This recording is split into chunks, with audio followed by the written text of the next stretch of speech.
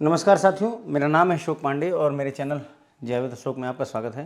Friends, आज हम AFM के मॉड्यूल सी में चैप्टर नंबर 28 जो कि फ्रेंड्स डेरिवेटिव्स के बारे में है, इसका पार्ट 1 करने वाले हैं।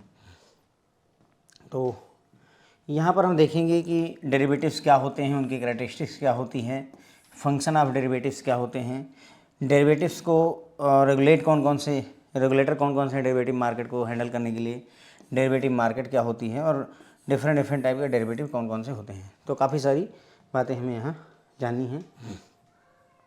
ठीक है, तो इंट्रोडक्शन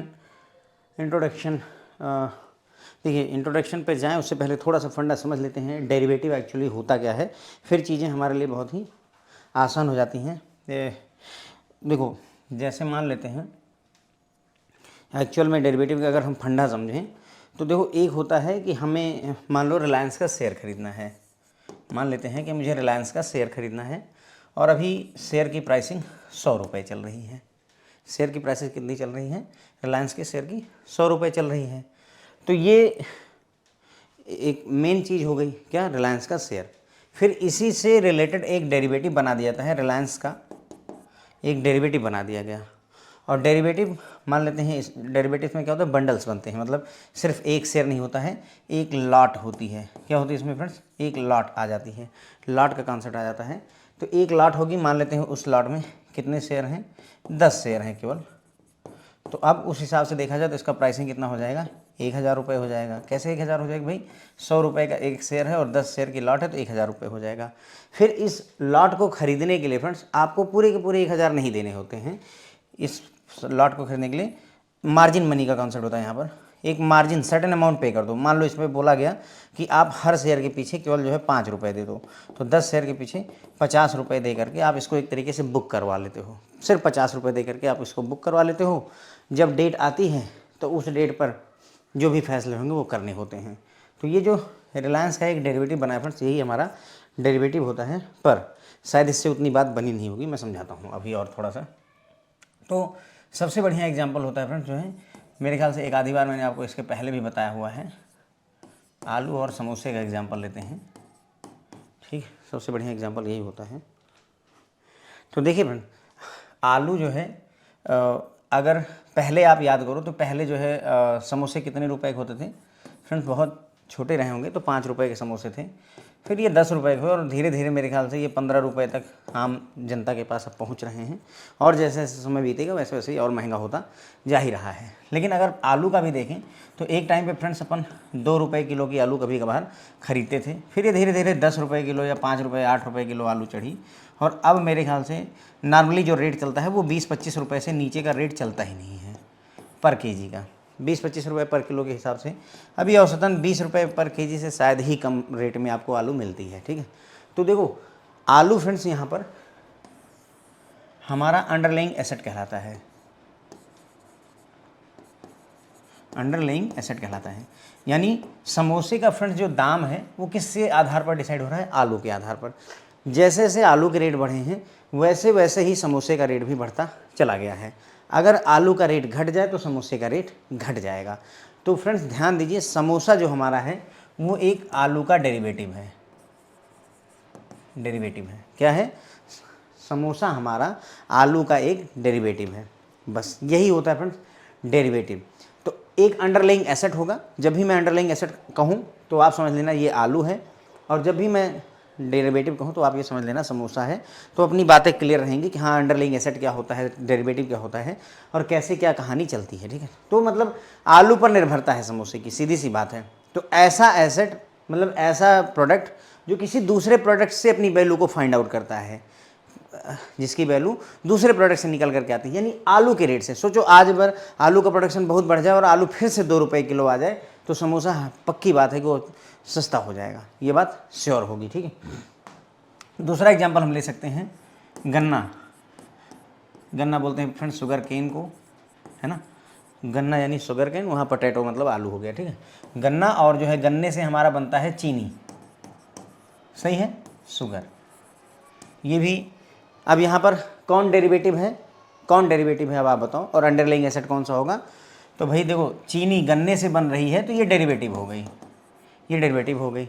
और गन्ना यानी शुगर केन हमारा अंडरलाइंग एसेट हो गया, अंडरलाइंग एसेट हो गया। अब चीनी की बात शुगर केन से होकर गुजरेगी, शुगर केन की जैसी स्थिति रहेगी उसी हिसाब से चीनी का हिसाब किताब बनने वाला है। तो यही होता है फ्रेंड्स शुगर केन और शुगर भी।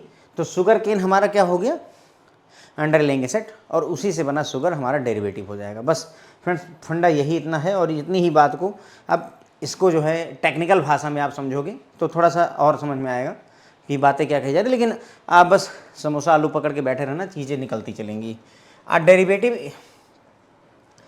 Derivative is a financial instrument whose value is derived from an underlying asset. तो देखो यहाँ पर समोसा में लिख देता हूँ इट इज़ गुड, और ये जो है a derivative is a financial instrument, ये एक फाइनेंशियल इंस्ट्रूमेंट है हमारा। ये अंडरलाइंग एसेट हमारा आलू हो जाएगा और यहाँ पर समोसा हो जाएगा, ठीक। तो डेरिवेटिव एक फाइनेंशियल इंस्ट्रूमेंट होता है जिसे हमने समोसा कहा, जिसकी वैल्यू निकल करके आती है, ड्राइव होकर के आती है कहाँ से, एक अंडरलाइंग एसेट जिसे आलू कहा। तो समोसे की वैल्यू कहाँ से निकल रही, आलू से। शुगर मतलब जो है चीनी की वैल्यू कहाँ से निकल कर आ रही, शुगर केन से, ठीक है। बस यही बात हो जाती है। The derivatives do not have any direct value for themself. ध्यान दें कि जो समोसा है उसकी खुद की वैल्यू डायरेक्ट नहीं है, क्योंकि उसमें जो प्रोडक्ट मिले हैं उसी के आधार पर ये डिसाइड होता है कि समोसे का रेट क्या रहने वाला है। तो खुद डायरेक्ट समोसा क्या रेट है हम नहीं डिसाइड कर सकते जब तक कि हमें आलू का पता ना चल जाए। सोचो मैं सऊदीया जाता हूँ, सऊदी अरब चला गया मैं, वहाँ पर मुझे नहीं पता आलू क्या रेट चल रही है। अब पता चलता है वहाँ 500 रुपये किलो आलू चल रही है, तो क्या लगता है मैं 5 रुपये या 10 रुपये में समोसा बेचूंगा, सवाल ही नहीं बनता है। Did you get the point. तो इनकी खुद की डायरेक्ट वैल्यू नहीं होती है। Their value is based on the expected future price movement of the underlying asset. तो मतलब इनकी जो वैल्यू होती है, समोसे की जो दाम है वो कैसे डिसाइड होता है कि भविष्य में आलू के प्राइस में क्या मूवमेंट होने वाला है, अंडरलाइंग एसेट यानी आलू के प्राइस में क्या मूवमेंट होगा, उसी के आधार पर इनकी वैल्यू को डिसाइड किया जाता है कि भविष्य में समोसे का रेट क्या रहने वाला है, ठीक है। अब देखो हर चीज़ में एकदम नहीं नॉर्मल कर पाऊंगा, कुछ बातें तो मुझे टेक्निकल करनी होगी। तो derivatives are often used as instrument to hedge risk. तो इंस्ट्रूमेंट डेरिवेटिव जो होते हैं उनका प्रयोग हम करते हैं रिस्क को हेज करने के लिए। हेज क्या होता है, जैसे आपने कार खरीदी तो आपको पता है सड़क पर चलने एक्सीडेंट वगैरह हो सकते हैं, कार किसी को ठोक सकती है, लड़ जाए तो कार ख़राब हो सकती है, तो आप इंश्योरेंस करवा लेते हैं। तो एक तरीके से आपने क्या किया, कार को आपकी कार का रिस्क हेज कर लिया, रिस्क को कम कर लिया। हमारे देश में उतना ज़्यादा पॉपुलर नहीं है, विदेशों वगैरह में घर को भी जो है मतलब हेजिंग करवाई जाती है, मतलब घर का भी जो है इंश्योरेंस करवाया जाता है, दुकान का इंश्योरेंस करवाया जाता है। क्योंकि अभी कभी आग लग जाएगा दुकान में और वहाँ पर सोचो कि 10 करोड़ का माल है और आग अगर लग गई तो आप बर्बाद हो जाओगे। तो बस यही होता है हेजिंग ऑफ रिस्क, समझ गए। रिस्क को कम करने को हेज कहते हैं। तो डेरिवेटिव एक इंस्ट्रूमेंट है जिनको यूज किया जाता है रिस्क को हेज करने के लिए, जैसे fluctuation stock, bond, commodity and index prices, changes in foreign exchange rate, interest rate etcetera.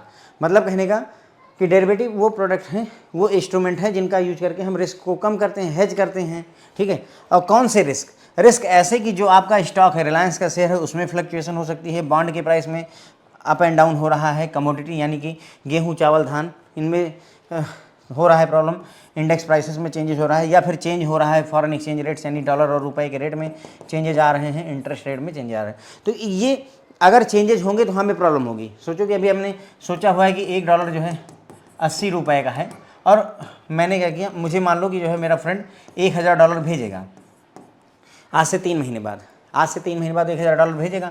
अब अगर डॉलर जो है अगर आज मिलता मुझे तो ये मेरे लिए $1000 80,000 रुपये का होता। कितने का होता, 80,000 रुपये का। लेकिन 3 महीने बाद अब सोचो कि रेट 60 रुपये हो गया, रुपया मजबूत हुआ और डॉलर का रेट 60 रुपये हो गया, तो डॉलर और कमज़ोर पड़ गया, मतलब हमारा जो रुपया है वो और कमज़ोर पड़ गया। तो ऐसे में उस व्यक्ति को कितना मिलेगा, $1000 3 महीने बाद मिलेंगे, सिर्फ 60,000 रुपये मिलेंगे। मिलने कितने चाहिए थे, 80,000 मिलते, उसी दिन मिलता तो 3 महीने बाद 60,000 रुपये मिले। तो एक फ्लक्चुएशन का रिस्क हो गया ना भाई, बंदे को 80,000 मिले थे, 60,000 रुपये मिले, उसको रिस्क हो गया। इसी रिस्क को मैनेज करने के लिए, इसी रिस्क को हेज करने के लिए हम कौन सा इंस्ट्रूमेंट यूज करेंगे, डेरिवेटिव्स का यूज कर सकते हैं। यही इतनी बात इन्होंने यहाँ पर कही हुई है, ठीक। डेफिनेशन एज पर RBI, reserve bank of India के हिसाब से हेज मतलब जो है आपका डेरिवेटिव की परिभाषा देखिए, derivative means an instrument to be settled at a future date. ये एक इंस्ट्रूमेंट है जो कि भविष्य की डेट में सेटल होगा, to be settled at a future date, whose value is derived from change in interest rate, foreign exchange rate, credit rating or credit index, price of securities also called underlying. मतलब ये जितनी भी चीज़ें यहाँ से लेकर के फ्रॉम चेंज से लेकर के ये सारी की सारी चीज़ें अंडरलाइंग एसेट हैं हमारी, या फिर इनका combination of more than one of them, इन सब में से एक या एक से अधिक का combination includes interest rate swap, यानी कि हमारे डेरिवेटिव्स के नाम दिए गए यहाँ पर डेरिवेटिव के नाम दिए गए। इंटरेस्ट रेट स्वैप हो सकता है, फॉरवर्ड रेट एग्रीमेंट हो सकता है, फॉरेन करेंसी स्वैप हो सकता है, फॉरेन करेंसी रूपी स्वैप हो सकता है, फॉरेन करेंसी ऑप्शन हो सकता है, फॉरेन करेंसी रूपी ऑप्शन हो सकता है, or such other instrument as may be specified by the RBI time to time. ठीक, सारी बातें थोड़ा थोड़ा करके समझेंगे, समय लगेगा फ्रेंड्स। ओके, तो देखो पहला डेरिवेटिव का मतलब होता है एक ऐसा इंस्ट्रूमेंट जो कि सेटल होगा फ्यूचर की डेट पे। इसका मतलब है, देखो अभी मैंने बताया था कि $1 80 का मिल रहा है और मेरे फ्रेंड को डॉलर मिलने हैं 1000 डॉलर उसे मिलेंगे, लेकिन आज से 3 महीने बाद, तो 3 महीने बाद इसका सेटलमेंट होना चाहिए। तो डेरिवेटिव जनरली ऐसे इंस्ट्रूमेंट होते हैं जिनका भविष्य में सेटलमेंट होना, आज की डेट में तुरंत ही नहीं निपटना है, भविष्य में निपटना है। अगर देखो तुरंत निपटना हो तो क्या डेरिवेटिव की जरूरत है? मैं आज $80 का $1 है, मेरे दोस्त ने मुझे $1000 दिए, बदले में मैंने जाकर के मार्केट से $80,000 ले लिए, तो कुछ अप एंड डाउन रहा ही नहीं, कोई लफड़ा ही नहीं भाई। अगर मुझे आज ही पेमेंट मिलनी है तो मुझे फिर कुछ सोचने की जरूरत नहीं, जो रेट है उसी पर मैं पैसा निपटा लूँगा। लेकिन मुझे चिंता है भविष्य की, कल क्या होगा, है ना। तो जब भविष्य की चिंता है तो वहाँ पर डेरिवेटिव काम आता है। इसीलिए इनकी सेटलमेंट जो होती है वो फ्यूचर डेट्स पर होती है, और इनकी वैल्यू कहाँ से निकल करके आती है? इनकी वैल्यू ड्राइव होती है change in interest rate. Friend ध्यान दें, इनकी वैल्यू जहाँ से ड्राइव होगी उसे अंडरलाइंग एसेट कहते हैं। तो ये सारे के सारे कहाँ से? Interest rate, foreign exchange rate, credit rating या credit index, price of security, ये सारी की सारी चीज़ें फ्रेंड्स आपका अंडरलाइंग एसेट है। ये आलू है बेसिकली, जितने भी डबल अंडरलाइन की है ये आलू है आपका। ठीक है, समोसा कहाँ पर है सर? समोसा यहाँ पर है, ये समोसा है। Interest rate swap, forward rate agreement, ये समोसा है। Foreign currency swap, foreign currency rupee swap, foreign currency options, foreign currency rupee option, other instrument. जितने ये गोले हैं ये आपका क्या हो गए? समोसा हो गया। जितने भी डबल अंडरलाइन हैं ये आपके क्या हो गए? आलू हो गए। ठीक है, तो I think now the things are very clear to us, चीज़ें समझ में आ रही होंगी लिंक करने से। बात करते हैं कैरेक्टरिस्टिक्स की। तो इनकी 3 कैरेक्टरिस्टिक्स होती हैं। कैरेक्टरिस्टिक्स ऑफ डेरिवेटिव में अगर देखें तो देयर आर 3 मेन कैरेक्टरिस्टिक्स, 3 मुख्य कैरेक्टरिस्टिक्स होती हैं। पहला, their value changes in response to the change in the specified underlying asset. इनकी वैल्यू बदलती है जैसे ही बदलाव होगा अंडरलाइंग एसेट की वैल्यू में। यानी अगर आलू महंगी, potato is costly, samosa is also costly. वही बात मैंने बताई थी आपको कि भाई आलू महंगा होगा तो समोसा महंगा होगा, गन्ना महंगा होगा, शुगर केन महंगा होगा, शुगर महंगी होगी। ओके, तो ये कैरेक्टरिस्टिक्स पहली हो गई। दूसरा, derivatives have the characteristics of high leverage end of being complex in their pricing and trading mechanism.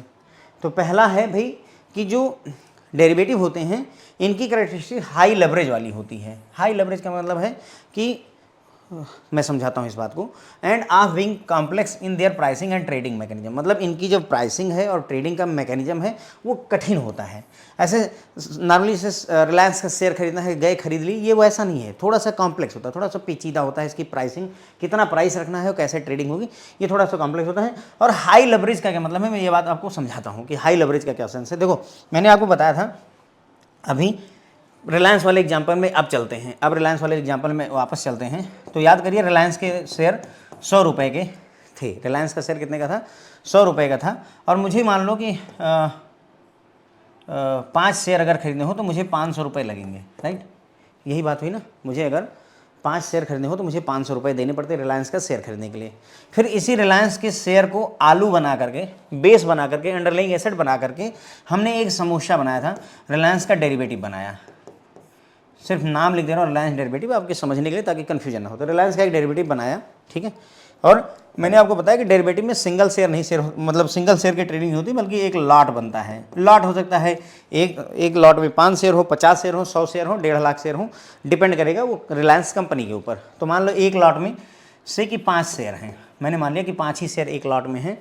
अगर यहाँ पर अगर 5 शेयर हैं तो ऑब्वियसली ये 500 रुपये के होंगे, क्योंकि भाई 100 रुपये का है। हम मान लेते हैं कि डेरिवेटिव में भी रेट वही है जो शेयर का रेट है, तो 500 रुपये का हो गया। लेकिन डेरिवेटिव की खासियत ये होती है फ्रेंड्स कि आपको ये 5 शेयर खरीदने के लिए सिर्फ मार्जिन मनी देना है। तो मान लेते हैं मार्जिन मनी 5 रुपये, तो हमने क्या किया, 25 रुपये दे करके इसको बुक कर लिया, ठीक है।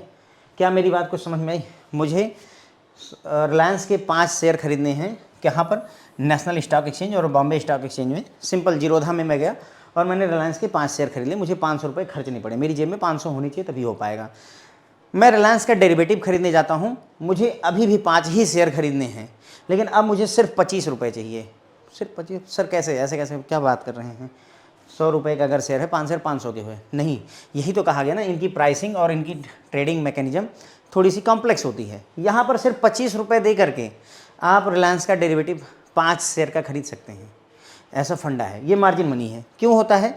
इसमें क्या है कि आपने अभी नहीं शेयर खरीदा है, आपने ये कहा कि मैं 3 महीने बाद जो है रिलायंस का एक लॉट खरीदूंगा। हो ये रहा है वास्तव में, क्योंकि फ्यूचर डेट पर सेटल होंगे। डेरिवेटिव में हमने यही तो देखा था कि फ्यूचर डेट पर सेटलमेंट है। तो यानी आज से 3 महीने बाद मैं 5 शेयर खरीदने का वादा कर रहा हूँ, तो रिलायंस कंपनी कहती है कि चलो तुमने वादा तो कर लिया। इवन स्टॉक एक्सचेंज बोलता है कि तुमने वादा तो किया है कि तुम 3 महीने बाद खरीदोगे, लेकिन क्या पता तुम वादा कर रहे हो भाग जाओ। तो ऐसा है कि तुम कम से कम 5-5 रुपये पर शेयर के हिसाब से रख दो। अगर तुम भाग भी गए तो भी हम 25 रुपये हमारे पास होंगे। पहला, क्योंकि हम 3 महीने तक इंतजार करेंगे तुम्हारा उस शेयर को खरीदने के लिए, तो उसका 25 रुपये तुमसे हमने ले लिया है। अगर तुम भाग जाओगे तो तुम्हारा 25 रुपये का लॉस होगा, तो तुम भागना भी नहीं पसंद करोगे। तो मतलब छोटी अमाउंट है इसलिए नहीं जनाई दे रहा, लेकिन अगर आप सोचो 1 लाख ट्रांजेक्शन, अगर 1 लाख शेयर खरीदने हो तो ये बड़ी अमाउंट होगी, आप छोड़कर भागेंगे नहीं। लेकिन इस शेयर को बुक करने, इस रिलायंस के डेरिवेटिव को बुक करने के लिए कितने रुपये मुझे चाहिए? सिर्फ 25 रुपये चाहिए। अब सोचो कि मेरे पास 500 रुपये थे, तो मैं कितने लॉट खरीद सकूँगा? सर आप 20 लॉट खरीद सकते हैं, यानी कि 5 शेयर के, यानी कुल मिलाकर के 100 शेयर खरीदे जा सकते हैं मेरे द्वारा। 100 शेयर रिलायंस के डेरिवेटिव के खरीदे जा सकते हैं, या 20 लॉट खरीदी जा सकती है। तो ध्यान दो, 500 रुपये में जहाँ सिर्फ आपको 5 शेयर मिल रहे थे, वहीं 500 रुपये में आपको 100 शेयर मिल रहे हैं। ये हाईली लेवरेज है, ये हाई लेवरेज है, समझे। मेरे पास पूंजी कम है फिर भी मैं ज़्यादा काम कर पा रहा हूँ, दैट्स लेवरेज। जो उत्तोलक वगैरह का कॉन्सेप्ट समझते होंगे, जैसे ऐसे डंडा लगा करके कोई भी पत्थर वगैरह उठाना हो तो ऐसे हाथ से नहीं उठेगा, लेकिन डंडा लगा करके नीचे एक छोटा सा पत्थर इधर रखा जाए, है ना। ये वाला कॉन्सेप्ट जो होता है, मान लेते हैं हमको ये पत्थर उठाना है, तो अगर हम हाथ लगाएंगे तो बात नहीं बनेगी, लेकिन यहाँ पर एक जो है बड़ा सा डंडा हमने लगाया और यहाँ पर एक छोटा सा पत्थर लगा करके, अब अगर हम यहाँ पर बल लगाएं, जो है पावर को यूज करेंगे, तो ये बहुत आसानी से ऊपर को उठ जाएगा, है ना। ये पत्थर बहुत आसानी से उठाया जा सकता है। आई थिंक आपको समझ में आई होगी बात। तो ये पत्थर उठाना, तो ये जो कॉन्सेप्ट हमने यूज किया, ये लेवरेज है। यानी कि मैं अकेला आदमी हूँ, मुझ में इतनी ताकत नहीं कि मैं इस पत्थर को हिला सकूँ, पर इस लेवरेज की सहायता से, इस लेबल की सहायता से मैं बहुत आसानी से इस बड़े से पत्थर को भी हिला सकता हूँ। दैट्स द लेवरेज, ठीक है।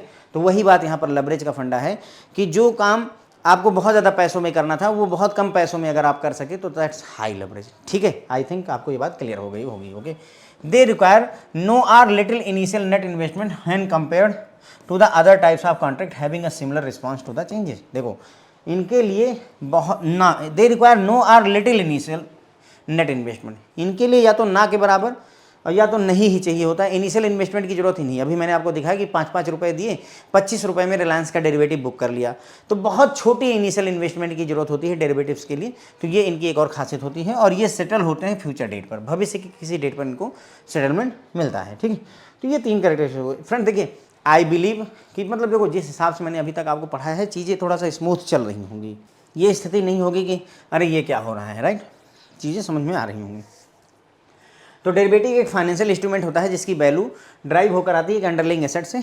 तो डेरिवेटिव यानी कि मान लेते हैं शुगर यानी चीनी, और अंडरलाइंग एसेट है गन्ना यानी कि शुगर केन। तो शुगर जो है शुगर केन से अपनी वैल्यू को प्राप्त करता है। डेरिवेटिव की खुद की वैल्यू कोई डायरेक्ट नहीं होती है, जितना महंगा गन्ना उतनी महंगी चीनी, ठीक है। तो खुद की वैल्यू नहीं होती, और गन्ना कितना महंगा है उसी के हिसाब से डेरिवेटिव की वैल्यू तय करी जाती है। उनकी वैल्यू जो डेरिवेटिव की वैल्यू वो डिसाइड कैसे की जाती है कि जो अंडरलाइंग एसेट है, जो आलू है या जो गन्ना है, उसके प्राइस में फ्यूचर में क्या मूवमेंट रहने वाला है, उसी के आधार पर समोसे का या चीनी का रेट डिसाइड किया जाता है। डेरिवेटिव्स का यूज रिस्क को हेज करने के लिए, रिस्क को कम करने के लिए किया जाता है। जैसे स्टॉक के प्राइस में अगर चेंजेस हो रहे हैं तो उसको हेज करने के लिए, बॉन्ड के प्राइस में, कमोडिटी के प्राइस में, इंडेक्स प्राइस में, उसके अलावा फॉरेन एक्सचेंज रेट में, इंटरेस्ट रेट में, इन सब में अगर चेंजेस हो रहे हैं तो ये सारे के सारी मतलब जो है इनमें अगर चेंजेस होंगे तो उसी को हेज करने के लिए, उसी रिस्क को हेज करने के लिए डेरिवेटिव्स का यूज किया जाता है। फिर आते हैं आरबीआई ने जो डेरिवेटिव की डेफिनेशन दे रखी है, तो आरबीआई के हिसाब से डेरिवेटिव एक इंस्ट्रूमेंट होता है जो कि पहली बात भविष्य की डेट पर सेटल होता है, जिसकी वैल्यू जो है ड्राइव होकर के आती है कहाँ से, चेंज इन, तो ये चेंज इन इंटरेस्ट रेट में, चेंज फॉरेन एक्सचेंज रेट में, credit rating, credit index, price of security, ये सारे के सारे अंडरलाइंग एसेट कहलाते हैं। यानी इनके वैल्यू में चेंज होगा तो बदले में डेरिवेटिव के वैल्यू में चेंज होगा, ठीक। और या इनके कम्बिनेशन भी हो सकते हैं। And these include interest rate swap, यानी ये सारे के सारे हमारे डेरिवेटिव्स हैं, ये अंडरलाइंग एसेट हैं और ये डेरिवेटिव्स हैं। फॉरवर्ड रेट एग्रीमेंट, इसे एफआरए कहते हैं, हमें पढ़ना है इसके बारे में, इनके बारे में पढ़ेंगे friends, okay, not to worry. Interest rate swap, ये सारी चीज़ें पढ़नी है। Foreign currency swap, foreign currency rupee swap, foreign currency option, foreign currency rupee option, etcetera, ये सारी चीज़ें होती हैं।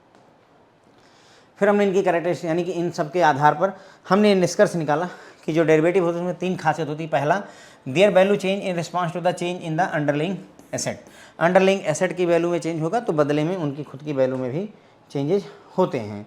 फिर दूसरा है कि डेरिवेटिव के अंदर में खासियत होती है कि ये हाई लेवरेज रखते हैं, यानी कि थोड़ा पैसा लगा करके भी इनको परचेज किया जा सकता है, और इनका जो प्राइसिंग और ट्रेडिंग मैकेनिज्म है वो कॉम्प्लेक्स होता है, नॉर्मल नहीं होता है।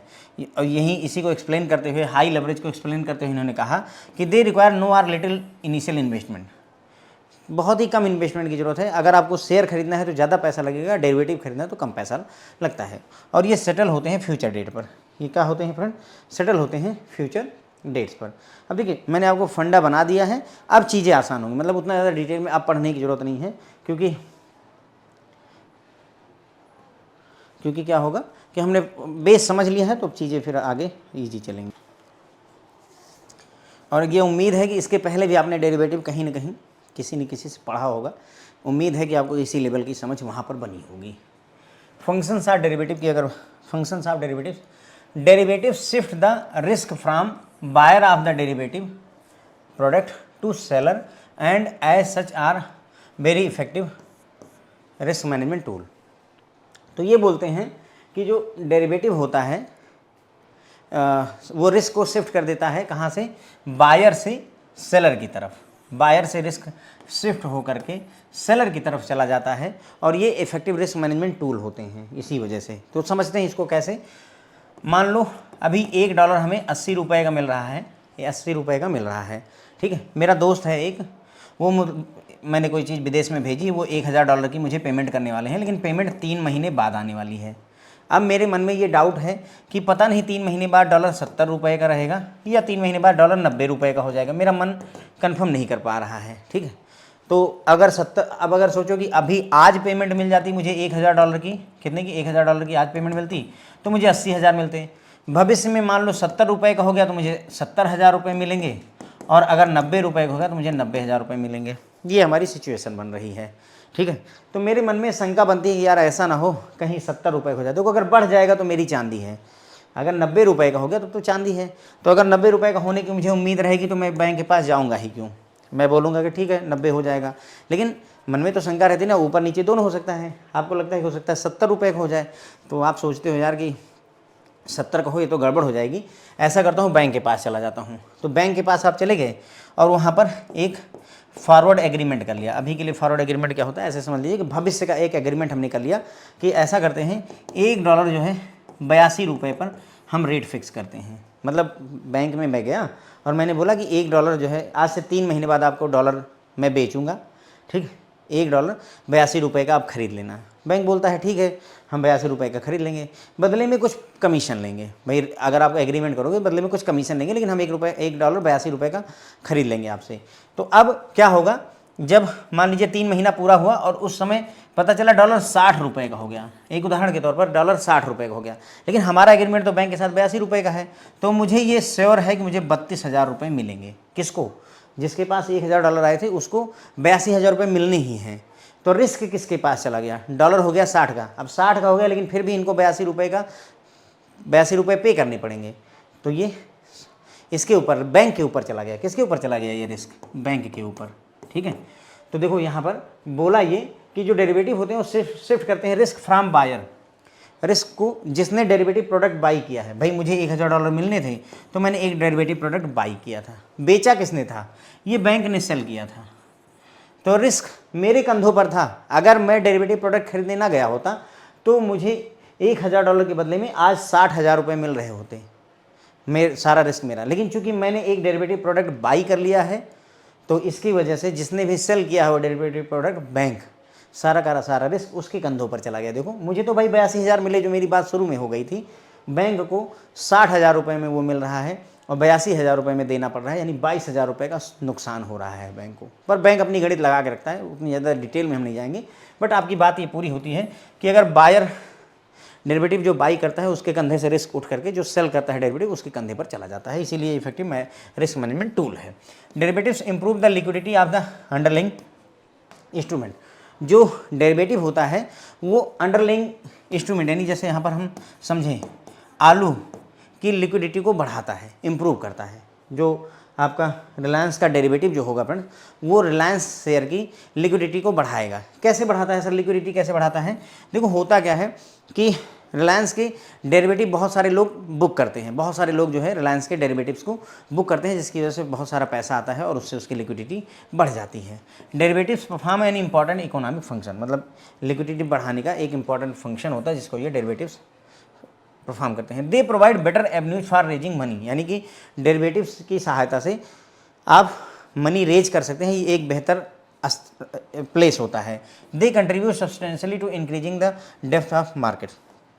जो डेरिवेटिव होते हैं उसकी वजह से जो मार्केट की गहराई है वो बढ़ती है। मतलब होता क्या है, बहुत सारी ट्रांजैक्शंस होंगी, भाई बहुत ज़्यादा ट्रांजैक्शंस होंगी तो ऑब्वियसली जो है मार्केट में गहराई ज़्यादा रहेगी। जैसे मतलब ऐसे कैसे समझें, मान लेते हैं एक आदमी एक दुकान खुली है आलू बेचने की, सिर्फ एक ही दुकान खुली है, लेकिन आप सोचो आप मंडी चले गए, बहुत बड़ी मंडी चले गए जो 1-2 किलोमीटर में लगी हुई, वहाँ पता चलता है कि लगभग 1 लाख दुकानदार आलू बेच रहे हैं। ठीक है, तो काइंड ऑफ दैट मार्केट की क्या हुई, डेप्थ बढ़ गई। तो ये होता है, तो डेरिवेटिव की वजह से आपकी मार्केट की डेप्थ बढ़ती है। उसके बाद में मनी रेज करने का एक और तरीका मिल जाता है जनता को, बैंक को, हर किसी को। उसके बाद में डेरिवेटिव लिक्विडिटी को बढ़ाते हैं अंडरलाइंग इंस्ट्रूमेंट की, और उसके अलावा डेरिवेटिव जो है रिस्क को बायर के कंधों से उठा करके सेलर के कंधों पर डाल देते हैं। तो ये इनके फंक्शंस होते हैं। ठीक है, बात करते हैं users of derivatives. Users of derivative में देखिए hedgers, traders, speculator use derivatives of for different purpose. Hedgers, hedge करना मतलब रिस्क को कम करना। ट्रेडर मतलब जो ट्रेड करते हैं, जिनका काम होता है खरीदना बेचना, मतलब उनका काम ही है खरीदना बेचना। तुम जाओगे डॉलर खरीदने, वो देंगे आपको, बात खत्म हो गई। यहाँ पर प्रॉफिट और लॉस अलग बात होती है, लेकिन ट्रेड करना, जैसे एक जूते का ट्रेडर है तो मतलब वो जूता खरीदता बेचता है, बस ये हो गया, उसका कोई स्पेसिफिक पर्पज़ नहीं है यहाँ पर। ठीक है, उसके बाद में हेजर क्या होता है, ये रिस्क को कम करने के लिए काम करते हैं, यानी रिस्क है तभी तो कम करोगे। देखो बात समझो, हेजर क्या करता है, रिस्क को कम करता है। इसका मतलब रिस्क है, जैसे समझो मैं इंश्योरेंस कार की तब लूँगा जब मेरे पास कार होगी, अगर कार ही नहीं है तो मैं इंश्योरेंस का क्या करूँगा। ठीक है, तो हेजर रिस्क को कम करने का प्रयास करता है, यानी रिस्क है मार्केट में या रिस्क मौजूद है तभी तो कम करोगे। जब कार नहीं है तो इंश्योरेंस किस बात का, वही वाली बात होगी। तो हेजर का काम होता है जो रिस्क मौजूद उसको कम करना है। स्पेकुलेटर क्या होता है, स्पेकुलेशन सट्टाबाजी कह लीजिए सीधी भाषा में, कि इंडिया जीतेगी या नहीं जीतेगी, ये स्पेकुलेशन होता है। यानी ऐसा व्यक्ति जो ये उम्मीद करता है कि भविष्य में, अभी रिलायंस का शेयर 100 रुपये का चल रहा है और भविष्य में ये शेयर बढ़ करके 110 रुपये का हो जाएगा, ऐसा अगर वो उम्मीद करके बैठा हुआ है तो ऐसा व्यक्ति 100 रुपये में शेयर खरीद के 110 रुपये में बेचना चाहेगा प्रॉफिट कमाने के पर्पज़ से। तो ऐसे व्यक्ति को सट्टा ही तो हुआ, ऐसे जुआरी, ऐसे सट्टेबाज को स्पेकुलेटर कहते हैं। शेयर मार्केट में जब आप पैसे इन्वेस्ट करते हैं तो आप यही कर रहे होते हैं। अगर आप में से कोई शेयर मार्केट करता है तो आप स्पेकुलेटर हैं, आप यही तो सोच कर चलते हो, या तो प्राइस बढ़ेगा या तो घटेगा। आपने ये सोचा रिलायंस का शेयर 100 रुपये का है, बढ़ेगा 120 तक जाएगा, या आपने सोचा 100 रुपये का रिलायंस का शेयर है, घटेगा हो सकता है 70 रुपये का हो जाए। दो ही बातें तो करोगे भाई, या तो बढ़ेगा या तो घटेगा। तो बढ़ेगा तो वहाँ पर भी कमाऊंगा, अगर घटेगा तो भी कमाया सकता है। यहाँ शॉर्ट सेलिंग वगैरह का कॉन्सेप्ट होता है, उस डिटेल में मैं नहीं जाता, लेकिन मतलब कमाया जा सकता है। तो ये एक तरीके का सट्टेबाजी, स्पेकुलेशन ही है, ठीक है। तो मेरा समझाने का उद्देश्य था कि आप ये समझो होता क्या चीज़ है, ओके। और ये अलग अलग पर्पज़ के लिए डेरिवेटिव्स में डील करते हैं। हेजर रिस्क को कम करने के लिए डील करता है, ट्रेडर खरीदने बेचने का काम ही होता है उसका, तो इसलिए करता है। स्पेकुलेटर प्रॉफिट कमाने के चक्कर में डेरिवेटिव्स को यूज करते हैं। Hedging can be done in 2 ways. देखो हेजिंग 2 तरीके से की जा सकती है, फिक्स्ड प्राइस के जरिए या फिर इंश्योरेंस लेकर के, taking an insurance. Fix price को लीनियर वे कहते हैं और इंश्योरेंस लेने को नॉन लीनियर वे या एसिमेट्रिक वे कहा जाता है। तो हेजिंग 2 तरीके से की जा सकती है। इसकी फ्रेंड्स गहराई में जाने का कोई लॉजिक नहीं है, इसलिए मैं इसको छोड़ रहा हूँ। बस ध्यान रखें कि हेजिंग 2 तरीके से होती है, बाई फिक्सिंग ए प्राइस, दूसरा by taking an insurance. Fixing price को लीनियर वे कहा जाता है और टेकिंग एंड इंश्योरेंस को नॉन लीनियर वे या एसिमेट्रिक वे कहा जाता है, ठीक है। Hedgers use derivative to protect their asset position from erosion in value due to adverse market price movement. Hedger क्या करते हैं, डेरिवेटिव प्रोडक्ट को यूज करते हैं, डेरिवेटिव्स को यूज करते हैं ताकि वो अपनी एसेट को प्रोटेक्ट कर सकें या अपनी पोजीशन को प्रोटेक्ट कर सकें। अगर प्राइस में ज़्यादा मूवमेंट हो रही है तो उससे अपने आप को बचाने के लिए हेजर डेरिवेटिव्स का यूज करते हैं। A hedger is usually interested in streamlining his future cash flow. जो हेजर है उसका उद्देश्य है कि भविष्य में मेरा जो कैश फ्लो आने वाला है उसको मैं स्ट्रीमलाइन रखूं, यानी कि वो घटने ना पाए, कोई उद्देश्य यही होता है, ठीक है। तो देखो जैसे अब कार इंश्योरेंस का मामला हम लेते हैं, तो हेजर जो है एक डेरिवेटिव्स यूज करते हैं किस चीज़ के लिए, अपने एसेट यानी अपनी कार को प्रोटेक्ट करने के लिए। कोई एडवर्स यानी कोई दुर्घटना ना हो जाए, कोई दुर्घटना ना हो जाए, उससे अपने एसेट को बचाने के लिए हेजर इंश्योरेंस लेते हैं, डेरिवेटिव्स लेते हैं, ठीक है। एक हेजर का उद्देश्य क्या होता है कि जो फ्यूचर में कैश फ्लो होने वाला है उसको स्ट्रीमलाइन रखें। हम क्या चाहते हैं कि कल को एक्सीडेंट हो जाता है मेरी गाड़ी का, तो जो वो पचकी हुई है, इधर उधर टूट टाट गई है, उस गाड़ी को इंश्योरेंस कंपनी जो है कंपनसेट करे, उस गाड़ी को ठीक करने के लिए मुझे अपना पैसा ना खर्चा करना पड़े। तो फ्यूचर के कैश फ्लो को आप यहाँ पर स्ट्रीमलाइन करने की प्रोसेस करते हैं। He is most concern when market prices are very volatile. भाई मतलब जब मार्केट में प्राइस बहुत ज़्यादा ऊपर नीचे होंगे तभी तो आपको कंसर्न रहेगा। अगर जैसा मैंने कहा कि डॉलर अभी 80 रुपये का चल रहा है, हो सकता है हम कभी 70 का हो जाए या 60 का हो जाए या 110 का हो जाए, ऐसा आपको लगता है अगर, तभी तो आप जो है हेजिंग वगैरह करने जाओगे। अगर मुझे ये पता हो कि मेरी कार चलेगी और मैं ही अकेला चलाऊंगा, एक्सीडेंट होने के चांस ही नहीं है, तो फिर मैं इंश्योरेंस को इग्नोर कर दूंगा।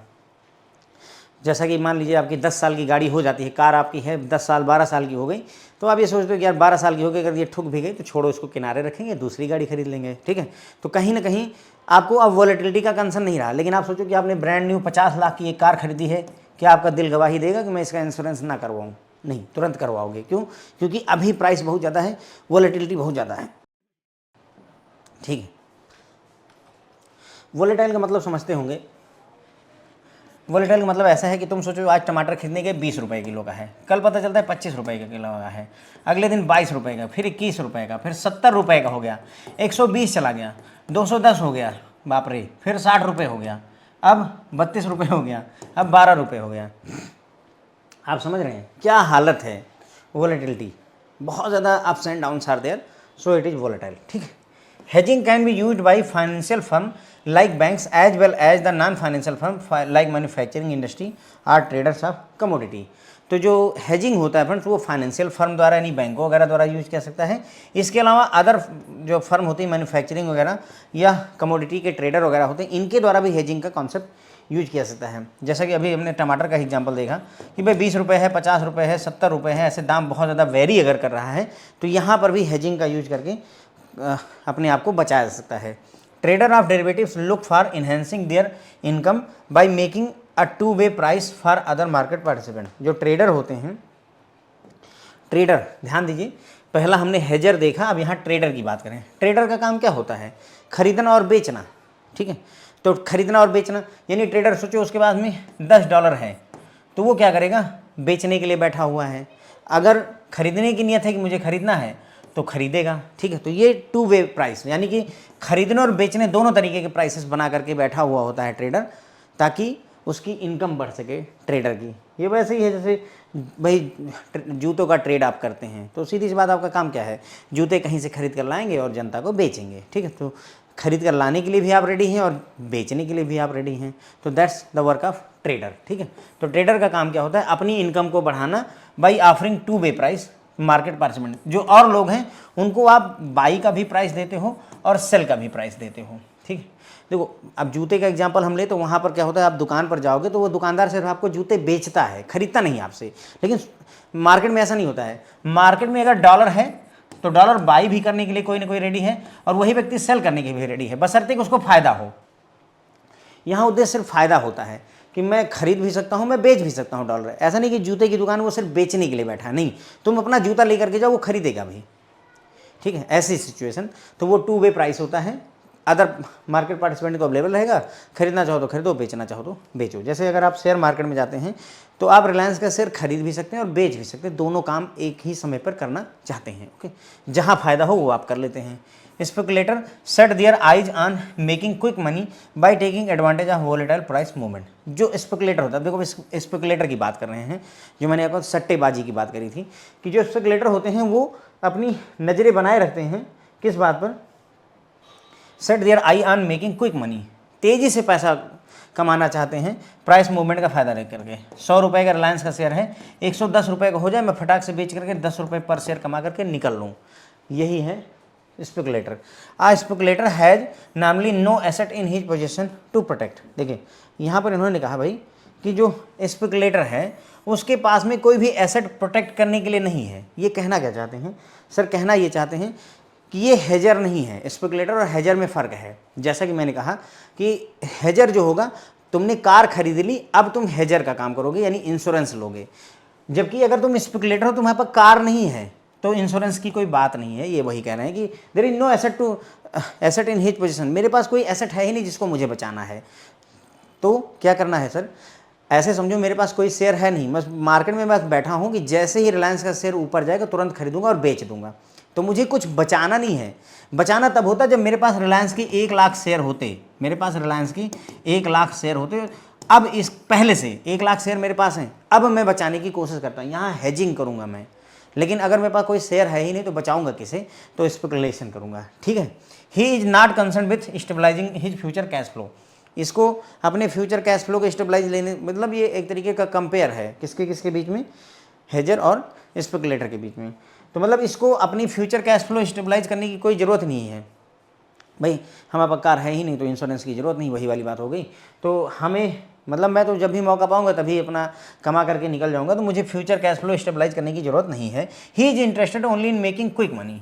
तो स्पेकुलेटर केवल क्विक मनी बनाना चाहता है by taking advantage of the price movement in the market. बस वो चाहता है कि मुझे जल्दी जल्दी फायदा मिल जाए और मैं निकलूँ। He is quite happy with the volatility. अच्छा, स्पेकुलेटर बहुत प्रसन्न रहता है अगर प्राइस अप डाउन हो रहे हैं, वॉलेटिलिटी है, तो बहुत खुश होता है कि बढ़िया है। जैसे देखो अभी रिलायंस का शेयर 100 रुपये का चल रहा है, फिर 120 का हो गया, थोड़ी देर बाद 110 रुपये का हो गया, फिर 90 का हो गया, फिर थोड़ी देर बाद पता चलता है 130 रुपये पहुंच गया। अगर ऐसा हो रहा है तो स्पेकुलेटर के लिए एक खुशी की बात है। क्यों? क्योंकि 100 रुपये का खरीद करके हो सकता 130 का मैं बेच दूँ, 30 रुपये पर शेयर एक ही दिन में कमा लूँ, ठीक है।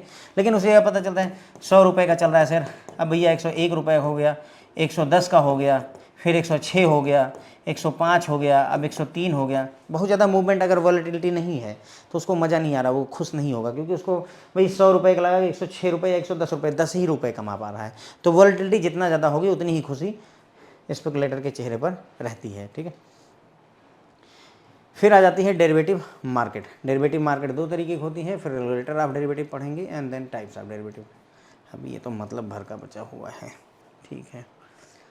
40 मिनट हो गए हैं। तो देखो हमने यहाँ यूजर्स ऑफ डेरिवेटिव में 3 यूजर देखे, हेजर, ट्रेडर और स्पेकुलेटर, ठीक है।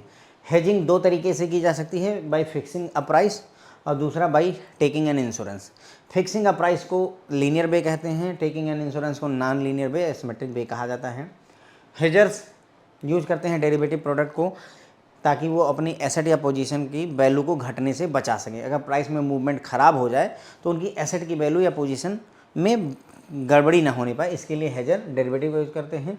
हेजर इंटरेस्टेड होता है अपने फ्यूचर कैश फ्लो को स्ट्रीमलाइन करने के लिए कि भविष्य में जो मुझे कमाई होनी है वो गड़बड़ ना होने पाए। उसका मोस्ट कंसर्न होता है कि ही मोस्ट कंसर्न जब मार्केट में जो प्राइस है वो बहुत ज़्यादा वॉलेटाइल होता है। अगर वॉलेटिलिटी बहुत ज़्यादा होगी तो हेजर को सबसे ज़्यादा प्रॉब्लम होने वाली है। ठीक है, हेजर जो है हेजिंग का काम फाइनेंशियल इंस्टीट्यूशन यानी बैंक वगैरह द्वारा भी किया जाता है और नॉन फाइनेंशियल इंस्टीट्यूशन जैसे कि मैन्युफैक्चरिंग इंडस्ट्री और ट्रेडिंग इन कमोडिटी इन सब में भी किया जा सकता है, यूज हर जगह हो सकता है। ठीक है, डेरिवेटिव के जो ट्रेडर्स होते हैं, जो ट्रेडर्स ऑफ डेरिवेटिव जो होते हैं यानी हेजिंग हेजर का काम खत्म हुआ, अब ट्रेडर की बात करते हैं।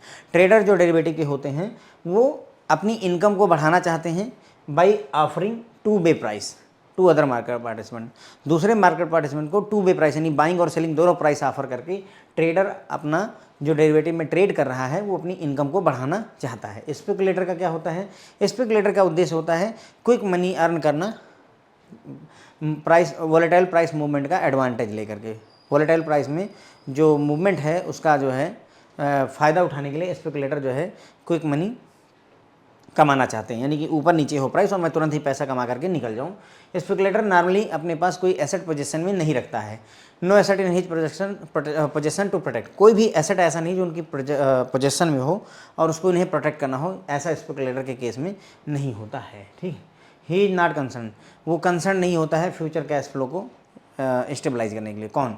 स्पेकुलेटर को अपना फ्यूचर कैश फ्लो से कोई लेना देना नहीं, जब भी मौका मिलेगा कमा करके निकल जाएगा। तो वो क्विक मनी कमाना चाहता है और वो हैप्पी होता है जब वॉलेटिलिटी होती है। हेजर का उल्टा होगा, हेजर दुखी होगा जब वॉलेटिलिटी होगी, लेकिन जो स्पेकुलेटर है वो उसके लिए अच्छा रहता है जब वॉलेटिलिटी होती है। फिर आ जाता है फ्रेंड्स हमारा डेरिवेटिव मार्केट। डेरिवेटिव मार्केट, तो there are two distinctive group of derivative contract based on their market. दो तरीके के डेरिवेटिव कॉन्ट्रैक्ट होते हैं, पढ़ते हैं फ्रेंड्स, इसी में ही पढ़ लेते हैं, क्या ही है, ठीक, समय लगेगा। पहला ओवर द काउंटर डेरिवेटिव, दूसरा एक्सचेंज ट्रेडेड डेरिवेटिव। यानी कि कॉन्ट्रैक्ट के आधार पर डेरिवेटिव दो तरीके के होते हैं, ओवर द काउंटर डेरिवेटिव और एक्सचेंज ट्रेडेड डेरिवेटिव। क्या फ़र्क होता है समझते हैं इस बात को। देखो बहुत आसान सी चीज़ है, बस कठिन दिखती है पर आसान है। देखो ऐसे समझो कि अगर तुमको डेरिवेटिव खरीदना है और तुम्हें बैंक की ब्रांच जाना पड़ा, एक कुर्सी मेज, मैनेजर साहब कुर्सी मेज पर बैठे हैं, उनके सामने तुम्हें बैठना पड़ गया। ये मान लेते हैं कुर्सी है, मैनेजर साहब इधर बैठे हैं, जो भी उधर ऑफिसर उधर बैठे हैं, दो तीन कुर्सियाँ इधर रखी हुई हैं, आप इस पर बैठते हैं और यहाँ पर डेरिवेटिव खरीदते हैं। इस काउंटर के इस पार बैठ करके, काउंटर पे बैठ करके इस पार से आप अगर डेरिवेटिव खरीदते हो तो इसे ओवर द काउंटर डेरिवेटिव कहते हैं। बस यही है, ब्रांच में आप बैठे हैं, मेज के इस पार ऑफिसर बैठा होगा, उस पार कस्टमर बैठेगा और डेरिवेटिव खरीदेगा, ओवर द काउंटर डेरिवेटिव हो गया। एक्सचेंज ट्रेडेड डेरिवेटिव, आप सीधे सीधे ब्रांच जाते ही नहीं हैं, आप ब्रांच गए ही नहीं, आप सीधे सीधे जीरोधा की वेबसाइट पर जाते हैं, जीरोधा के ऐप पर जाते हैं या मोतीलाल ओसवाल की वेबसाइट पर जाते हैं और वहाँ से डेरिवेटिव खरीद लेते हैं। एक्सचेंज ट्रेडेड डेरिवेटिव हो गया, बस यही इतनी बात है। ठीक है, तो डेरिवेटिव दो तरीके के हैं based on contract. Over the counter derivative आपको समझ में आ रहा होगा, ओटीसी, ओवर द काउंटर यानी काउंटर के उस पार, जनता आप जाइए काउंटर के उस पार बैठिए और डेरिवेटिव खरीद लीजिए, तो उसे ओवर द काउंटर डेरिवेटिव कह दीजिए।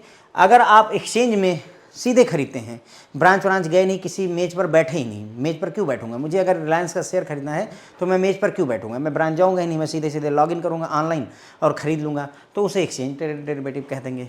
ठीक है फ्रेंड, तो बस वही बात अब यहाँ पर समझ लेते हैं, समझा मैंने दिया ही आपको। Okay, contracts that are traded directly between two eligible party with or without use of an intermediary or without going through an exchange।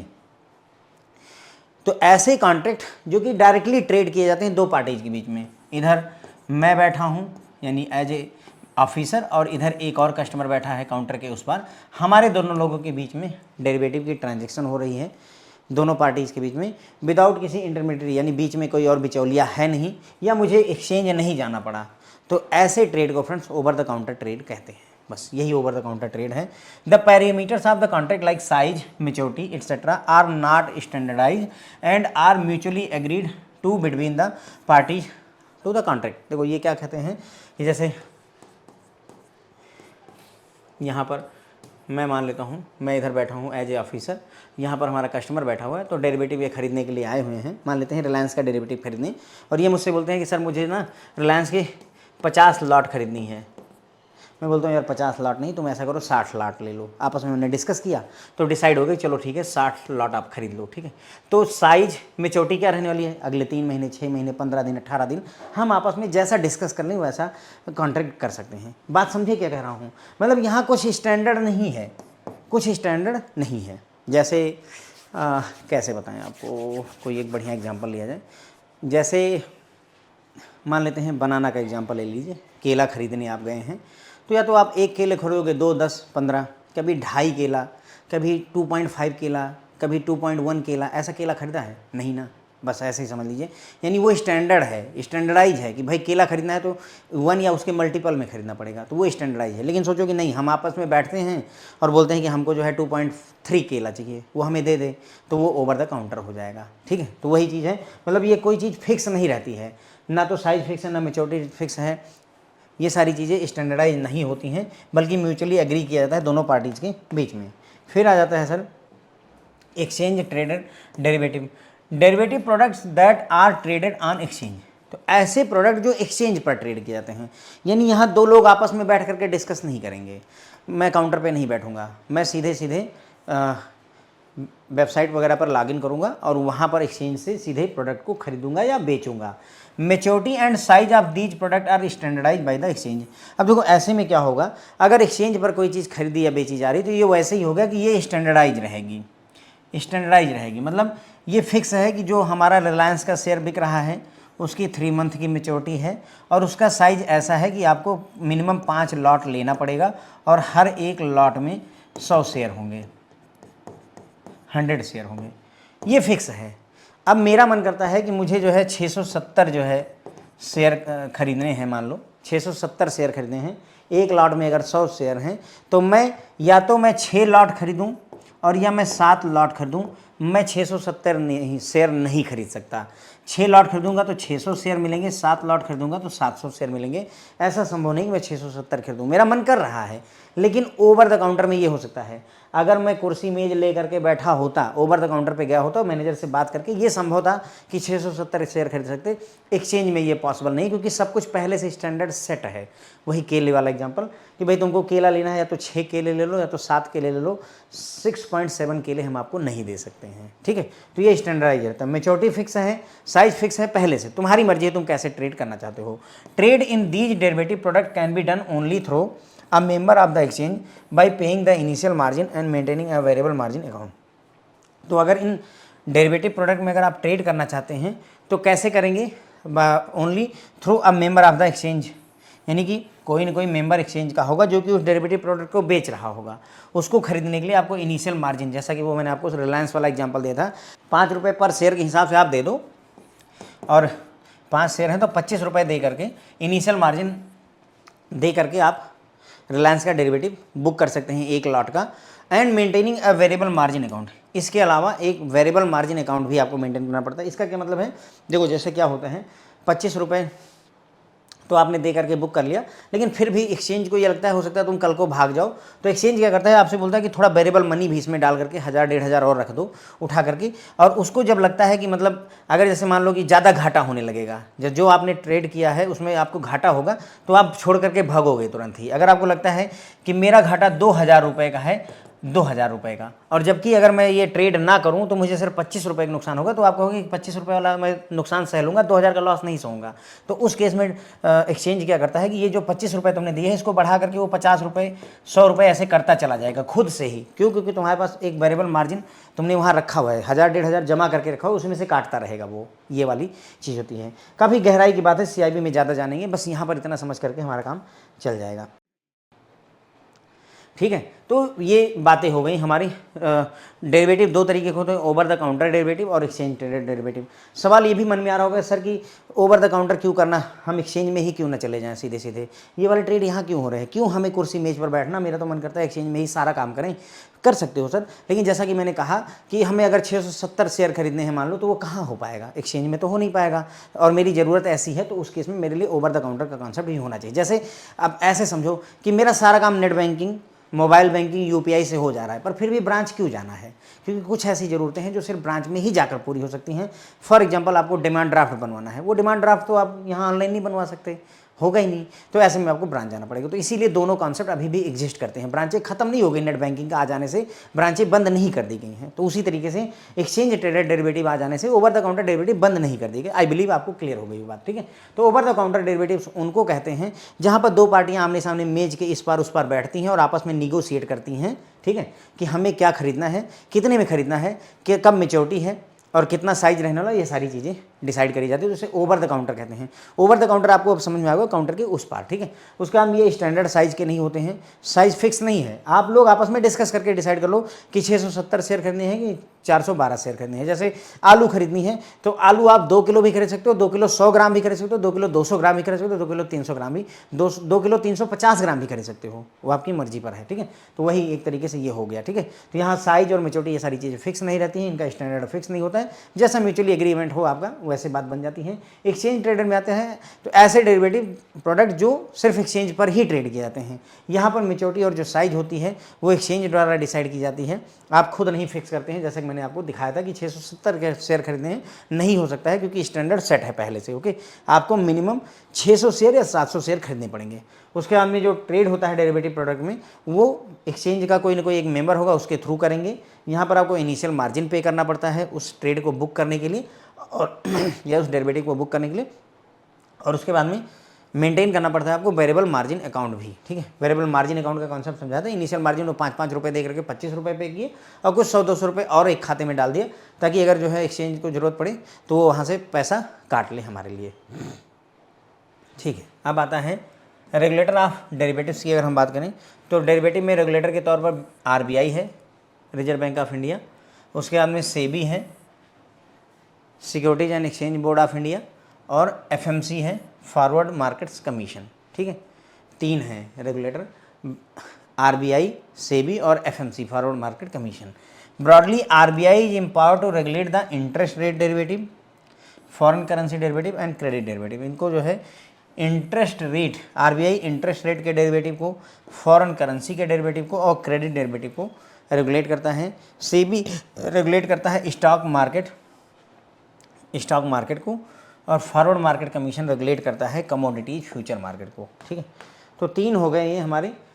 RBI interest rate, foreign currency और क्रेडिट वाले डेरिवेटिव देखता है। सेबी जो है स्टॉक मार्केट के derivative को देखता है, और FMC forward market commission regulate करता है कमोडिटी फ्यूचर मार्केट को। बाद में forward market commission FMC has been merge with SEBI with effect from सितंबर 28, 2015। तो जो फॉरवर्ड मार्केट कमीशन है अब उसको सेबी में उठा करके मर्ज कर दिया है। तो अगर मर्ज कर दिया है तो इसका मतलब हमारे पास 2 ही रेगुलेटर बचते हैं, एक तो RBI reserve bank of India और दूसरा सेबी। यहाँ पर रिजर्व बैंक ऑफ इंडिया होना चाहिए friends, okay, bank of India नहीं, रिजर्व बैंक ऑफ इंडिया होना चाहिए। उसके बाद में दूसरा SEBI, securities and exchange board of India, और जो फॉरवर्ड मार्केट कमीशन है इसको 2015 में सेबी में ही मर्ज कर दिया गया है। तो ध्यान रखें, देखो इंटरेस्ट रेट हो गया, फॉरेन करेंसी हो गई और क्रेडिट हो गए, ये तीनों के तीनों काम RBI के हैं, बैंक से रिलेटेड है, इसलिए इसको रेगुलेशन RBI द्वारा किया जाता है। इसके अलावा जितना कुछ भी बचता है वो सारा का सारा रेगुलेशन अब सेबी द्वारा किया जाएगा, क्योंकि FMC भी सेबी में मर्ज कर दिया गया है।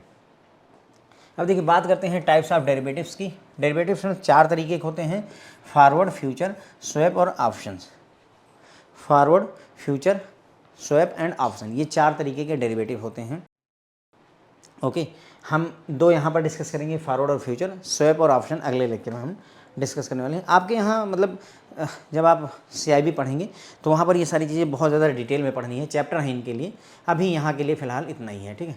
तो ओवर द काउंटर हमने देख लिया था कि ऐसे काउंटर जिसमें 2 पार्टी आपस में डिस्कस करती हैं, काउंटर पर बैठ करके, कोई स्टैंडर्डाइजेशन नहीं होता है, सब कुछ आपस में डिस्कस करके डिसाइड किया जाता है। एक्सचेंज वाले वो होते हैं जो फॉरेन एक्सचेंज में या फॉरेन एक्सचेंज या जहाँ पर भी ट्रेड हो रहे हों, ये एक्सचेंज पर ट्रेड किए जाते हैं। इनकी स्टैंडर्डाइजेशन रहती है, मेच्योरिटी और साइज फिक्स रहता है, ठीक है, और इसमें इनिशियल मार्जिन वगैरह देना पड़ता है। फिर हमने देखा रेगुलेटर, तो RBI, सेबी और FMC ये 3 रेगुलेटर हैं।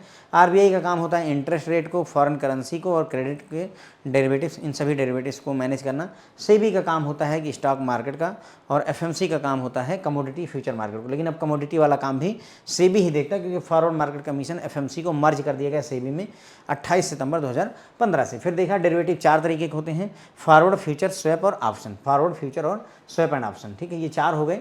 अब यहीं पर ही थोड़ा सा एक बात और बता दूं, देखिए फॉरवर्ड फॉरवर्ड यहाँ पर आता है फ्रेंड्स इसमें, और फ्यूचर जो है आपका यहाँ पर आता है, यहाँ पर। ध्यान देंगे मैं क्या कहना चाहता हूँ, फॉरवर्ड और फ्यूचर दोनों सेम चीज़ हैं। अगर कॉन्ट्रैक्ट ओवर द काउंटर किया गया, काउंटर पे बैठ करके डिस्कस करके किया गया तो उसे फॉरवर्ड कह देते हैं। अगर वही कॉन्ट्रैक्ट एक्सचेंज पर किया गया तो उसे फ्यूचर कह देते हैं। दोनों सेम चीज़ हैं, मैं जो आपको यहाँ बताना चाहता हूँ। फॉरवर्ड कॉन्ट्रैक्ट और फ्यूचर कॉन्ट्रैक्ट एक ही चीज़ है। फ़र्क क्या है, फॉरवर्ड कॉन्ट्रैक्ट तब कह देते हैं जब ओवर द काउंटर मैनेजर के साथ बैठ करके डिस्कस कर लिया और कॉन्ट्रैक्ट किया तो फॉरवर्ड कह दीजिएगा। वही काम, सेम वही ट्रेड अगर आप जो है एक्सचेंज पर करते हैं तो उसे फ्यूचर कह दीजिएगा। ठीक है, यही इतनी बात समझानी थी आपको। अभी ये हम डिस्कस भी करेंगे इसी बारे में, ऐसा नहीं है, लेकिन मतलब मैंने आपको एक रिव्यू दे दिया कि हाँ ऐसा है। ठीक है, फॉरवर्ड्स की अगर हम बात करें तो forwards are definitive purchase and or sale of currency or commodity for a future rate. देखो फॉरवर्ड जो है, मैंने फॉरवर्ड का आपको फंडा समझा दिया है। वैसे फॉरवर्ड का फंडा वही वाला है फ्रेंड जो हमारा नहीं था कि $1 अभी 80 रुपये का चल रहा है और मुझे $1000 मुझे मिलने हैं, लेकिन 3 महीने बाद मिलने हैं, और मेरे मन में ये डर है कि कहीं ये 70 का ना हो जाए या फिर 70 रुपये का ना हो जाए, 90 रुपये का ना हो जाए। तो इसीलिए मैं क्या करता हूँ, 3 महीने बाद बैंक से बोलता हूँ मुझे 3 महीने बाद डॉलर मिलेगा, मैं तुम मुझे $1 के 82 रुपये दे देना। 82 रुपये पर फिक्स कर लिया। तो ये फ्रेंड जो है यही फॉरवर्ड कॉन्ट्रैक्ट होता है। यानी कि भविष्य की कोई डेट, भविष्य की किसी डेट में हम जब किसी चीज़ का प्राइस फिक्स करते हैं कि मैं फ्यूचर में ये खरीदूंगा या बेचूंगा इस रेट पर, तो फ्रेंड्स उसे ही फॉरवर्ड कॉन्ट्रैक्ट कह देते हैं। ठीक है, forwards are definitive purchase or sale of currency or commodity at future date. Future date में करेंसी या कमोडिटी का खरीदना या बेचना फॉरवर्ड कॉन्ट्रैक्ट कहलाता है। ठीक है, देखो इसमें होता है से थोड़ा सा आउट ऑफ रेफरेंस है लेकिन बात करनी पड़ेगी। एक कैश डील होती है, एक टर्म होता है और एक स्पॉट होता है, और इसके बाद में फिर फॉरवर्ड आता है। ठीक है, कैश का मतलब अगर सेटलमेंट सेम डे पर हो तो उसे कैश डील कहते हैं। टर्म का मतलब टुमारो होता है, यानी कि अगर आज डील हुई है तो उसके अगले दिन सेटलमेंट होगा। टुमारो को हो तो उसे टर्म बोलते हैं। स्पॉट डे आफ्टर टुमारो, यानी कल के बाद अगर सेटलमेंट होता है तो उसे स्पॉट बोलते हैं। और स्पॉट के बाद किसी भी डेट पर अगर सेटलमेंट होता है तो उसे फ्रेंड जो है फॉरवर्ड कॉन्ट्रैक्ट कहा जाता है। ठीक है, मान लेते हैं हमने डील की मंडे को, तो अगर मंडे को सेटलमेंट हो गया, मंडे को ही डील की, मंडे को सेटलमेंट हो गया तो उसे कैश डील कहेंगे। अगर सेटलमेंट ट्यूसडे को हो रहा है तो उसे टर्म डील कहेंगे। अगर वेडनेसडे को हो रहा है तो उसे स्पॉट डील कहेंगे।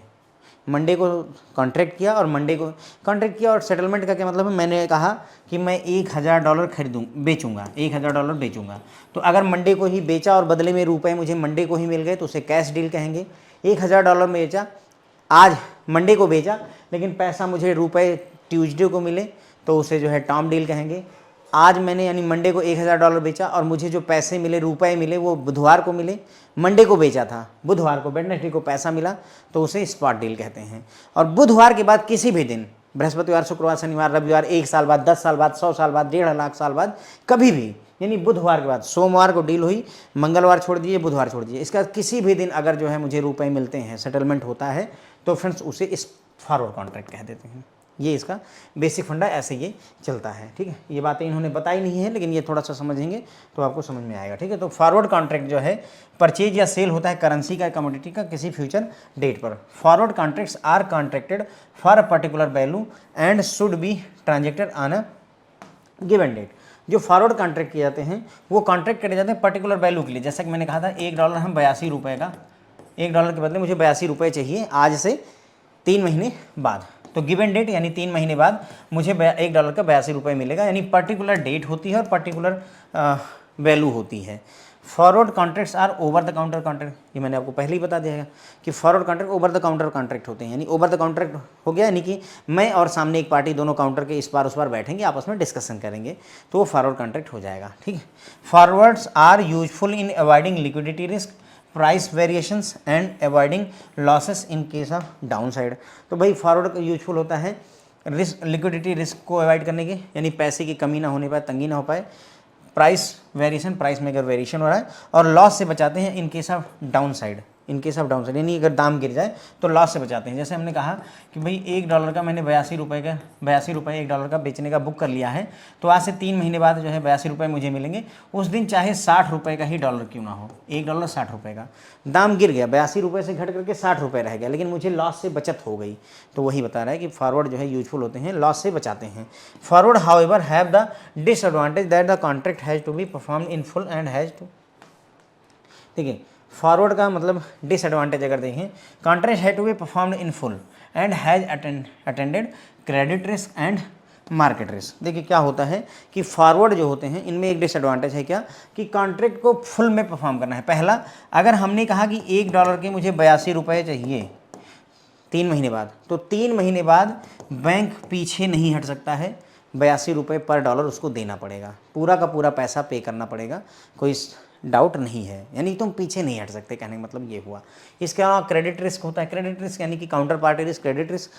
सोचो कि 2 पार्टियों के बीच में बैंक नहीं इन्वॉल्व है, 2 पार्टियों ने आपस में समझौता किया, एक पार्टी भाग गई, ऐसा हो सकता है, ठीक है, तो क्रेडिट रिस्क हो जाएगा।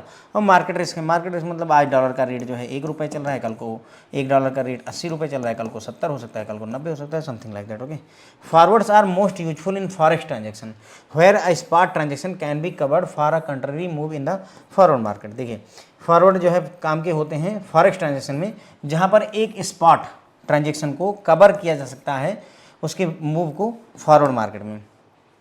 देखिए स्पॉट ट्रांजेक्शन अब आपको समझ में आया होगा कि जो है T+2 डेज है ना, यानी कि अगर जो है सोमवार को हमने डील की थी, तो सोमवार को रेडी यानी कि कैश डील होगी, मंगलवार को टर्म डील होगी, और बुधवार को जो है स्पॉट डील होगी। तो स्पॉट डील जो हमने करी हुई है उसमें जो अप्स एंड डाउन्स हैं उसको बचाने के लिए हम एक फॉरवर्ड कॉन्ट्रैक्ट कर सकते हैं, वहाँ पर ये काम आ जाएगा। ये डिटेल टॉपिक है फ्रेंड, मैं उतनी डिटेल में जा नहीं रहा हूँ, ठीक है, उतनी डिटेल में मैं उतर नहीं रहा हूँ जितना यहाँ उतरने की आवश्यकता है, ठीक है, पर काम चल जाएगा जितना इन्होंने बताया है बुक के हिसाब से, उतना उससे ज़्यादा ही बता दिया है मैंने आपको। फॉरवर्ड जो है एक परचेज या सेल का कॉन्ट्रैक्ट होता है फ्यूचर डेट पर, करेंसी आप बेच सकते हैं या कोई कमोडिटी खरीद या बेच सकते हैं। फॉरवर्ड कॉन्ट्रैक्ट जो है कॉन्ट्रैक्ट होते हैं जिनमें एक पर्टिकुलर वैल्यू होती है और एक गिवन डेट पर उनको ट्रांजेक्ट किया जाता है, यानी कि $1 82 रुपये का फिक्स हो गया, और 3 महीने बाद मान लो 31 दिसंबर को ये डील होनी, तो 31 दिसंबर को होगी। Forward contract over the counter contract होते हैं। फॉरवर्ड्स यूजफुल होते हैं लिक्विडिटी रिस्क को अवॉइड करने में, प्राइस वेरिएशन से आपको बचाते हैं, और लॉस अगर डाउन साइड चला जाए प्राइस तो उसमें आपको बचाते हैं। इसका डिसएडवांटेज है कि कॉन्ट्रैक्ट को फुल में परफॉर्म करना पड़ता है, क्रेडिट रिस्क और मार्केट रिस्क यहाँ मौजूद होता है।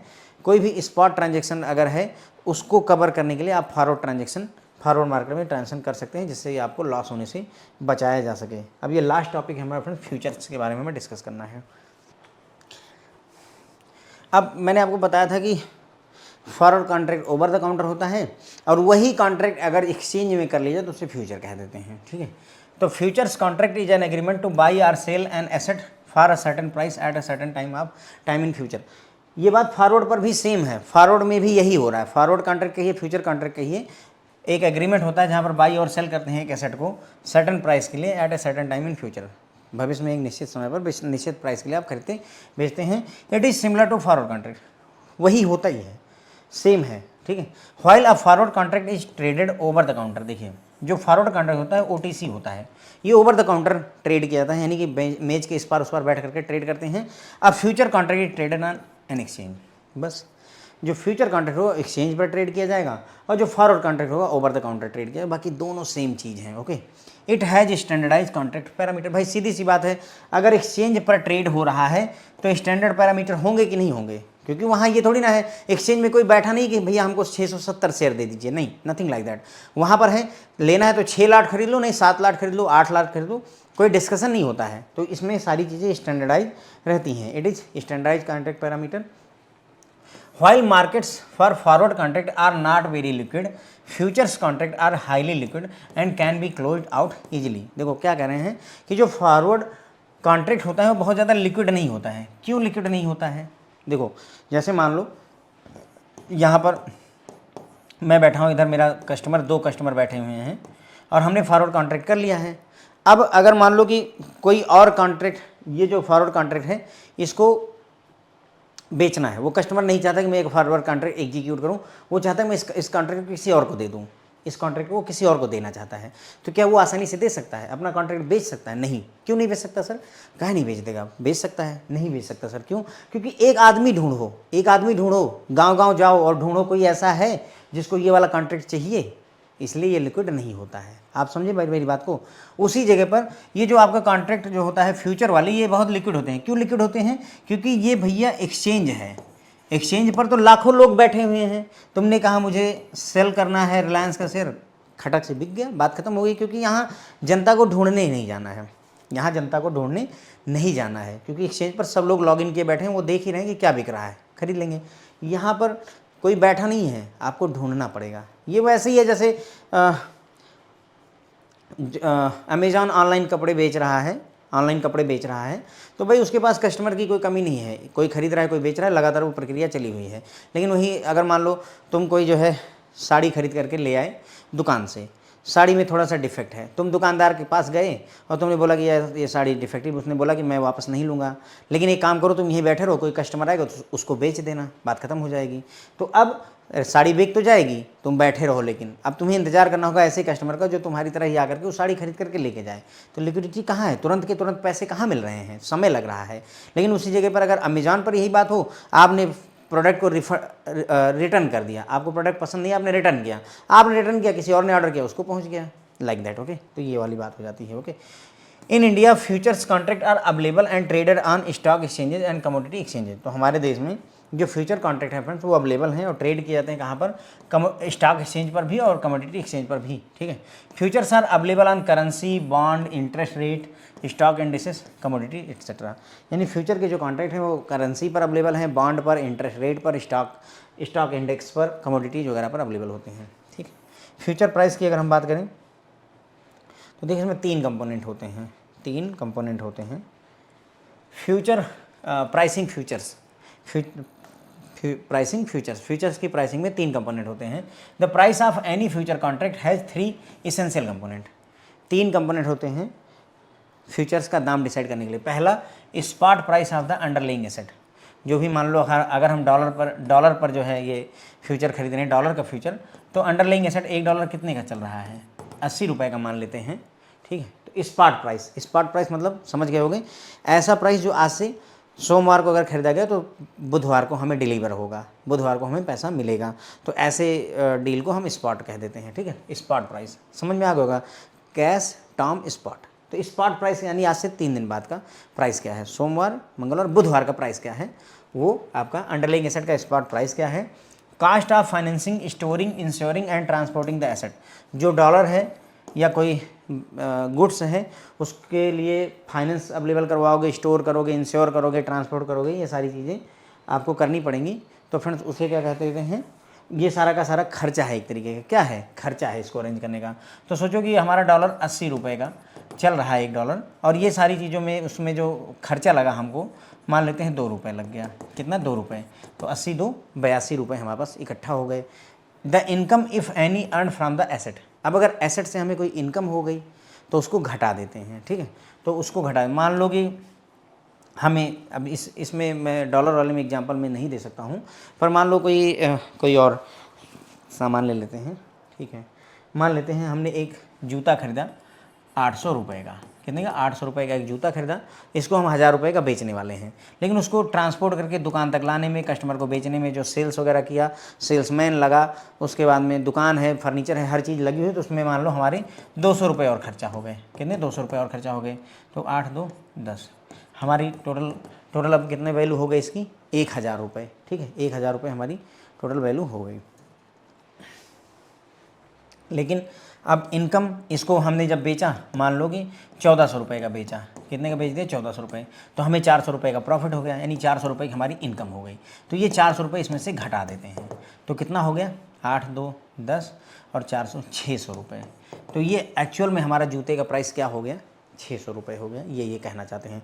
800 रुपये में जूता आपने खरीदा, 200 रुपये लाने में खर्चा किया, 1000 रुपये टोटल खर्च हो गए। जब बेचा तो 400 रुपये का हमको प्रॉफिट हो गया। तो जो प्रॉफिट यानी जो इनकम हुई उसको घटा दीजिए, तो 600 रुपये, यानी एक्चुअल में 600 रुपये का जूता है। मतलब इनका कहने मतलब है कि 600 रुपये का ये जूता है। तो सारी ट्रांजेक्शन सेट रहती है। तो इस तरीके से इसका फ्यूचर का प्राइस डिसाइड किया जाता है। Taking all these 3 factors into account, future price will be equal to spot price SP plus financing and other cost minus income if any. तो यही इसका फार्मूला बन जाता है। किसी फ्यूचर का प्राइस अगर डिसाइड करना है तो स्पॉट के प्राइस में जो भी कॉस्ट लग रही है उसको जोड़ दीजिए और जो भी इनकम हो रही है उसको घटा दीजिए, तो वही इसका फ्यूचर का प्राइस हो जाता है। ठीक है, तो बस बात अपनी यहीं पर ख़त्म हो जाती है। तो फ्यूचर्स में हमने देखा कि फॉरवर्ड में और फ्यूचर में कोई फ़र्क नहीं है, फॉरवर्ड और फ्यूचर सेम होते हैं। फ्यूचर कॉन्ट्रैक्ट हो या फॉरवर्ड कॉन्ट्रैक्ट, उसमें एग्रीमेंट होता है खरीदने या बेचने का किसी एसेट को सर्टेन डेट पर फ्यूचर में। ये सिमिलर टू फॉरवर्ड कॉन्ट्रैक्ट होता है। Forward contract over the counter होते हैं, जबकि फ्यूचर कॉन्ट्रैक्ट एक्सचेंज पर ट्रेड किए जाते हैं। इसमें जितने भी पैरामीटर होते हैं, मेच्योरिटी हो गई और उसके बाद में प्राइस हो गया, मेच्योरिटी हो गई, प्राइस हो गया और उसके बाद में लॉट का साइज हो गया, ये सारी चीज़ें जो है पैरामीटर्स स्टैंडर्ड रहते हैं। जो वो फॉरवर्ड कॉन्ट्रैक्ट की मार्केट है वो लिक्विड नहीं होती, क्योंकि मैंने कहा कि काउंटर पे बैठे हो तो दूसरा भी कस्टमर ढूंढना पड़ेगा। लेकिन फ्यूचर कॉन्ट्रैक्ट चूँकि एक्सचेंज पर ट्रेड किया तो बहुत ज़्यादा लिक्विड होते हैं। जैसे तुम्हारे पास मान लो रिलायंस के शेयर हैं, तुम उसको बेचना चाहो तो 2 मिनट में बेच दो, कोई देर नहीं लगी, क्योंकि खरीदने वाले बैठे हुए हैं। लेकिन अगर यही काउंटर पर यही काम करना पड़े तो दिक्कत होगी। इंडिया में जो फ्यूचर कॉन्ट्रैक्ट हैं वो स्टॉक एक्सचेंज पर और कमोडिटी एक्सचेंज पर ट्रेड किए जाते हैं। कमोडिटी एक्सचेंज पर कमोडिटी वाले किए जाते हैं, स्टॉक एक्सचेंज पर स्टॉक वाले करे जाते हैं। फ्यूचर्स जो है करेंसीज में, बॉन्ड में, इंटरेस्ट रेट में, स्टॉक इंडेक्स में और कमोडिटी, इन सब में अवेलेबल होता है। फ्यूचर्स की प्राइसिंग में 3 कंपोनेंट हैं। प्राइसिंग फ्यूचर्स में 3 चीज़ें होती हैं। स्पॉट प्राइस क्या है एसेट का, जैसे रिलायंस अगर आलू का रेट क्या है, स्पॉट रेट क्या है, उसको फाइनेंस करने में, स्टोर करने में और इंश्योरेंस में, ट्रांसपोर्टिंग वगैरह में कितना खर्चा हुआ है वो, और कितनी अगर कोई इनकम हो गई है, तो वो 3 फैक्टर होते हैं। और फिर इसी से निकल कर कहते हैं फ्यूचर का प्राइस स्पॉट प्राइस में कॉस्ट को जोड़ते हैं, यानी स्पॉट प्राइस तो था ही, उसको जूते को लाने का जो खर्चा लगा वो इसमें जोड़ लेंगे और माइनस उसमें से जो कमाई होगी उसको घटा देते हैं, तो हमारा फ्यूचर का प्राइस निकल आता है। ठीक है, तो बस यहीं पर अपनी बात ख़त्म हो जाती है। 4 तरीके के जो है फॉरवर्ड कॉन्ट्रैक्ट होते हैं, है ना, फॉरवर्ड, फ्यूचर, स्वैप और ऑप्शन। अभी स्वैप और ऑप्शन रह जाते हैं, जो कि हम अगले लेक्चर में डिस्कस करेंगे। Thank you so much.